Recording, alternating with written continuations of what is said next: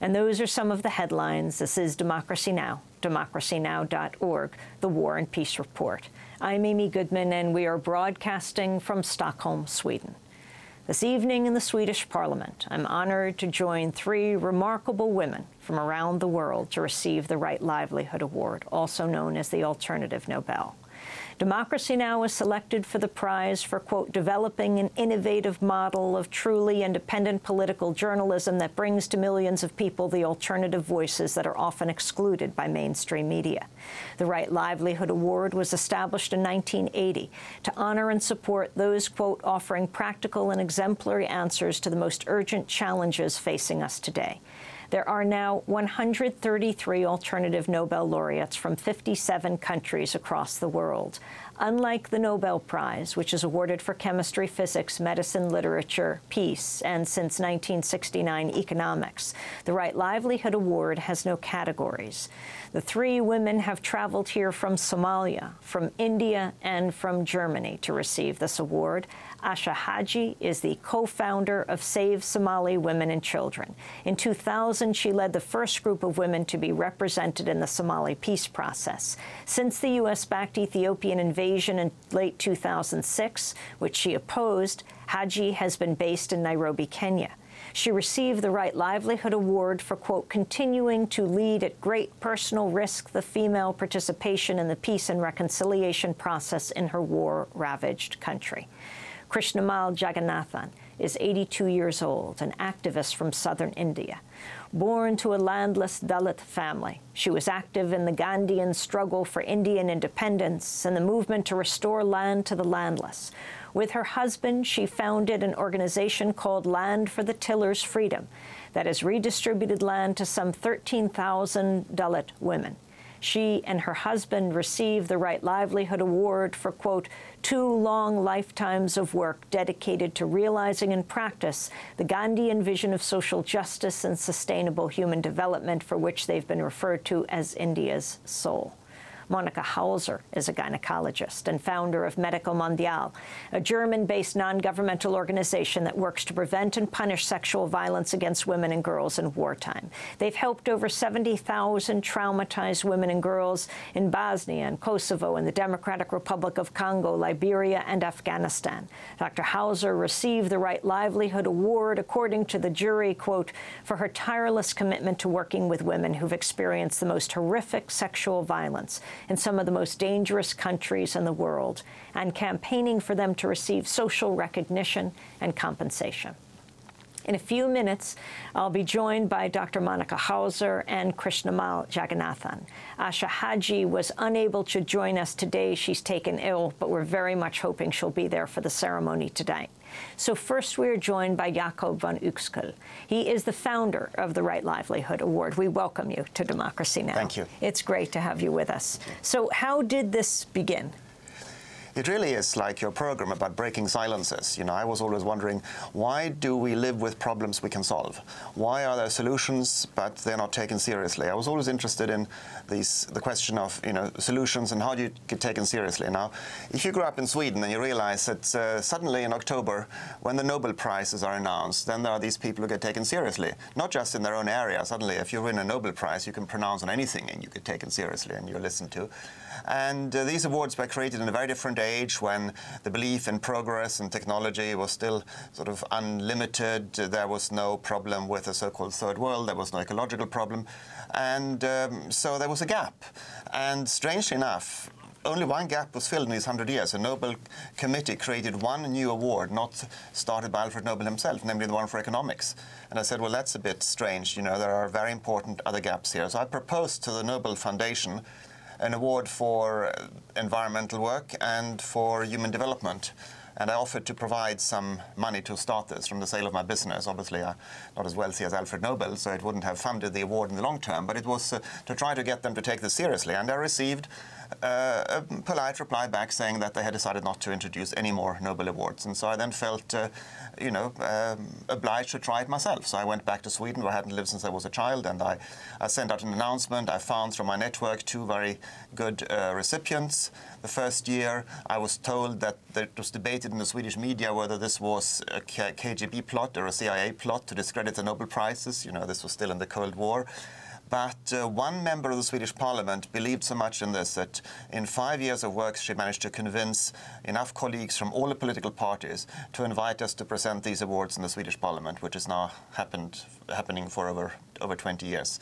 So that's in brief is the story. It's grown, the award, into other areas because it's a very open and democratic award. Nobel Prizes, only a certain very small group of people can nominate for a Nobel Prize.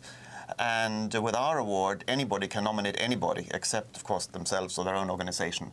So we get nominations from all over the world. We knew that the environment remains a very important issue. But we also realized that even in areas where there are Nobel Prizes, like economics, even like medicine, like physics, only a certain group of people get these. Nobody from another medical tradition, but modern Western medicine would ever get a Nobel Prize for medicine. No physics prize, no Nobel Physics Prize has ever gone to a solar energy physicist. So we honored the most successful solar photovoltaics researcher in the world, an Australian, Martin Green, a few years ago. And we've honored economists like Professor Herman Daly, who is now at the University of Maryland, the pioneer of ethical, ecological, steady-state economics, because although he would deserve it in any objective world, he is very unlikely ever to get a Nobel Prize in economics. We've had a few other pioneers, Manfred Max Neef from Chile, Leopold Kohr from Austria, highly recognized economists, but they were teaching the wrong kind of economics. And you gave an award to Wangari Maathai, 20 years before she won the Nobel? That was kind of interesting, that we gave the award to her in '84, which was the first year we had an all-women panel of recipients, and then exactly 20 years later she won the Nobel Peace Prize. The Kenyan environmentalist. Kenyan, yeah, the initiator of the Green Belt reforestation movement in Kenya. And you awarded Munir, the great Indonesian human rights activist, a Right Livelihood Award. Yeah. Who later died, was poisoned when he was taking a plane out of Indonesia. Yes, that was one of these great tragedies that we have had other cases where we have not been able to save people, but other cases where we have saved them. In Nigeria, Ken Saro-Wiwa was still executed, but his closest collaborator told us that he felt that if we hadn't given the award to their organization, they would have killed him too. In another case from Guatemala, a human rights activist whose sister had been murdered in a political assassination told us that the chief of police actually told her when she came back from the award presentation that now you are untouchable, as he put it. Now you're so well known internationally that they won't dare to kill you. Unfortunately, she is still in good health. And that was Helen Mack, her sister Myrna Mack, who died September 11th, another September 11th, 1990, at the hands of Guatemalan security forces, an anthropologist. How did you come up with the title of the award, the Right Livelihood Award? Well, I was looking around and I felt that it should symbolize the whole life in a way. It's a Buddhist term. I'm not a Buddhist, but I like this idea of saying that it isn't just what you do, it's how you live your life. And interestingly enough, it also challenges people to think. I've been told sometimes, actually in the US, that the name is too judgmental. You were saying that there are wrong livelihoods, and so of course there are wrong livelihoods, otherwise we wouldn't be in the mess we're in. And another aspect, of course, has been that because it's very difficult to translate right livelihood into many languages, the award has become known in the German-speaking world, for example. It's entirely known as the Alternative Nobel Prize. And I think that helps the recipients. It's not an anti-Nobel Prize, but it is certainly a prize which ties in with what Alfred Nobel wanted to do. His award was very progressive in those days, to have an international award in a very nationalistic age. And he said, I wanted to honor those who have brought the greatest benefit upon humanity. And in a very different world today, I think that's what we are trying to do. And that's why it's sort of interesting that even the family of Alfred Nobel sympathize with us. The most senior member of Alfred Nobel's family in Sweden is actually on our advisory council because they are so outraged about the Nobel Foundation introducing the economics prize. It's simply because he hadn't begun that in... And because they think it was totally inappropriate, yes. Why? Well, I think, you know, if you have an economics prize, then why not have a prize for ecology, for architecture, etc. And I think they're also quite unhappy with the choices. But their main reason is, of course, that they object to this prize being presented as a Nobel Prize when it has nothing to do with Alfred Nobel. It was established by the Bank of Sweden? Exactly, by the Swedish National Bank. So probably the Nobel Foundation felt that they couldn't refuse it. But you know, the official name is sort of slightly different. But if you then get the book, the publication every year called Nobel Lectures, there the economics lecture is also in there, so they are playing a sort of double game. In fact, Paul Krugman, I believe, as we broadcast this show today, is giving his lecture today. Indeed, and you know, one of the best recipients they have chosen. I mean, there have been some pretty shocking ones, but as I said, why not choose somebody like Herman Daly, you know, whose name is now being quoted again and again as the current economic order is sort of being seen as increasingly bankrupt.